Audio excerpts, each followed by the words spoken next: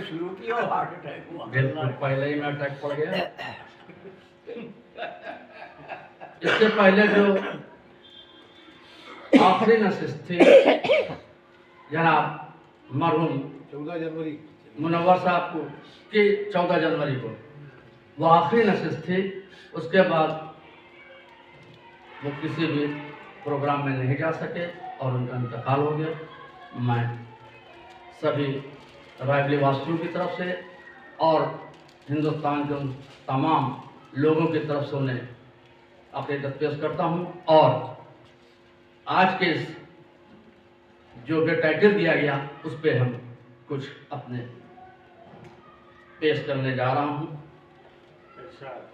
दूसरों के जो मददगार हुआ करते हैं, दूसरों के जो मददगार हुआ करते हैं बस वही साहिब किरदार हुआ करते हैं।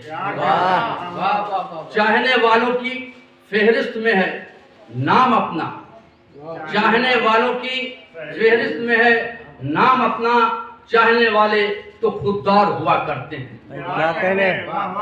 झूठ की बात कभी मुझसे न करना लोगों, झूठ की बात कभी मुझसे न करना लोगों, जो भी सच्चे हैं वो तलवार हुआ करते हैं। वाह भाई वाह, क्या कर रहे हो? जो भी सच्चे हैं वो तलवार हुआ करते हैं। अपनी बातों को जो मनवाते हैं अपने दम पर, क्या बात, अपनी बातों को जो मनवाते हैं अपने दम पर, ऐसे ही लोग तो इसरार हुआ करते हैं।